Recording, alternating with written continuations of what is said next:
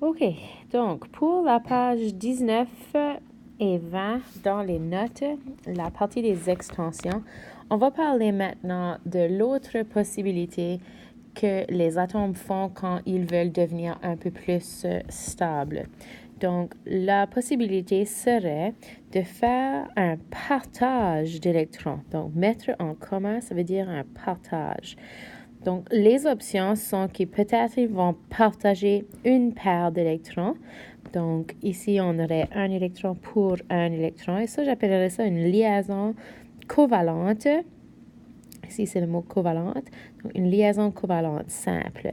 Ils peuvent aussi décider de partager deux paires. Donc, en total, 4 électrons. Donc, deux paires d'électrons, ça serait une liaison double. Ou ils peuvent faire 3 paires d'électrons pour une liaison triple. Puis, on va montrer des exemples de ça un petit peu plus tard sur la prochaine page. Donc, une autre chose à savoir, c'est la majorité du temps, ceci, ça va être fait entre des éléments qui sont non-métaux, non-métaux plus d'autres non-métaux. Il peut y en avoir plus que 2 aussi, ça peut être 3, 4 non-métaux ensemble. C'est ça qui est les composés moléculaires les plus communs que vous allez voir, qu'on va voir cette année, ce serait non-métaux avec non-métaux. Et on appellerait ceci une molécule. Donc, vous avez peut-être entendu parler d'une molécule d'eau. Donc, on va voir qu'est-ce que c'est qui se passe avec une molécule d'eau à la prochaine page. Donc, je continue à cette page ici maintenant. Donc, ici, je vais regarder qu'est-ce qui se passe quand je fais des molécules. J'appelle ça des composés moléculaires. C'est moléculaire parce qu'il n'y a pas de ion, il n'y a pas de charge. Et c'est écrit ici aussi que habituellement, c'est entre des éléments non métalliques. Donc, non-métaux avec non-métaux. On va regarder l'eau. Donc, ici, j'ai hydrogène avec oxygène, qui sont deux non-métaux. Donc, on va faire les diagrammes de Lewis. Donc, hydrogène, je sais qu'il a un électron de valence. Oxygène en a 6. Donc, je sais aussi dans la formule qui était déjà donnée qu'il y a 2 hydrogènes dans cette formule ici. Je sais que hydrogène a besoin d'avoir un électron de plus pour remplir la couche de valence. Donc, oxygène, lui, en aurait besoin de 2. Ce qui va se passer, c'est qu'ils vont faire un échange ou un partage, pardon, c'est pas un échange du tout. Ils vont partager une paire d'électrons, puis ici, ils vont partager une paire d'électrons. Donc, je vais le faire en jaune.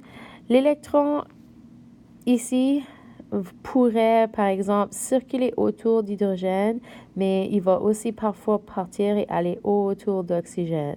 Puis c'est la même chose avec l'autre électron que je vais faire en vert. Parfois, il orbite cet oxygène-là, mais il va aussi être partagé pour aller orbiter l'oxygène-là. Donc, c'est comme ça qu'on fait le partage. On va reculer en arrière pour effacer ces orbites-là. OK?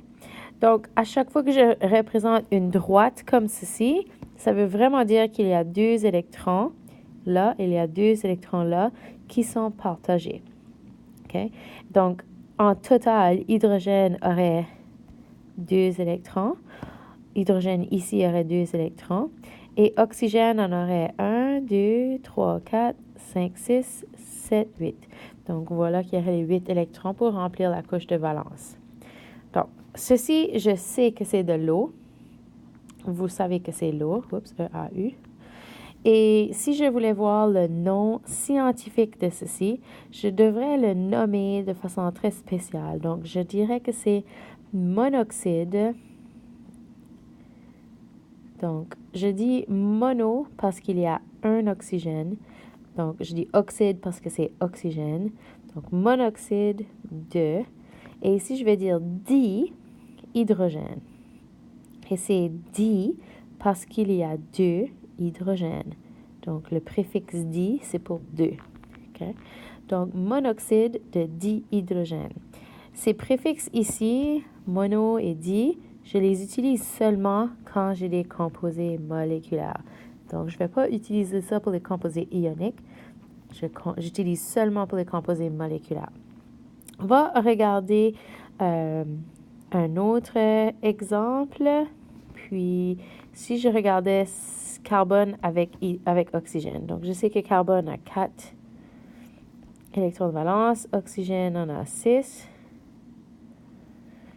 Oxygène avec 6. Et je sais que chaque oxygène a besoin de 2 autres. Voilà, ils vont partager comme ça. Ils vont partager comme ça.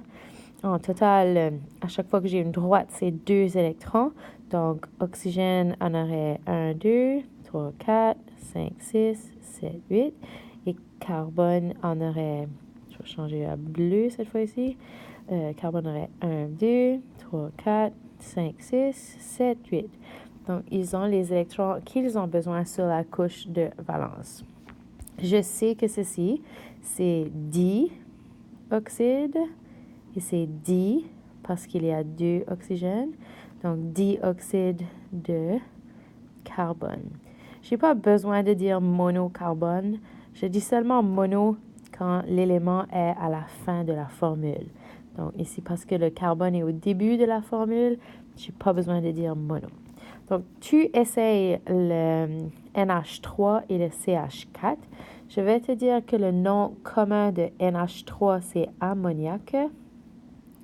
Mais tu peux essayer de le nommer avec le nom scientifique. Et le CH4, ceci, c'est du méthane. Et tu peux aussi essayer de mettre le nom scientifique. Il est sur la feuille de réponse. Je te donne la chance de l'essayer. Vérifie tes réponses. Je passe à la prochaine chose. Voilà, la prochaine étape. Donc ici, il y a 2 façons, on a déjà discuté, que les non-métaux peuvent devenir stables. Donc, non-métaux stables, ça peut être soit qu'ils vont faire des ions, et ce serait des ions dans les composés ioniques, donc ils seraient des non-métaux et ils auraient une charge négative. Ou ils peuvent mettre en commun, ça on a dit, c'est faire un partage. Donc, ils peuvent partager les électrons aussi pour faire une liaison covalente. Okay? Donc, on va voir qu'on utilise beaucoup les non-métaux quand on regarde les composés cette année. Si c'est métaux avec non-métaux, c'est ionique. Si c'est non-métaux, c'est moléculaire ou liaison covalente. Donc, un exemple que certains éléments font, et ça, c'est des éléments qui sont quand même spéciaux. Quand je les retrouve dans la nature, tous ces éléments ici, hydrogène, oxygène, fluor, brome, iode, azote et chlore, quand on les retrouve dans la nature, ils vont s'attacher en paires. Ils vont être regroupés en 2. Puis on va les appeler des molécules diatomiques. Di pour 2, puis atomique, atome. Donc, tous ces éléments-là, si je les retrouve seuls dans l'environnement, ils vont toujours être comme F2. Okay? Oxygène qu'on retrouve, qu'on respire, c'est O2. L'azote dans l'air, c'est N2. Okay? Donc, on va faire l'exemple de fluor. Et fluor, c'est F. Je sais qu'il a 7 électrons de valence. Je vais le mettre avec un autre F. Et je sais ici qu'ils vont vouloir faire une liaison covalente. Et ce sera une liaison covalente simple parce qu'ils partagent seulement une paire d'électrons. Si je regarde oxygène avec un autre oxygène, donc eux vont faire 2 partages. Donc ce serait une liaison covalente double parce qu'ils partagent 2 paires d'électrons. Azote,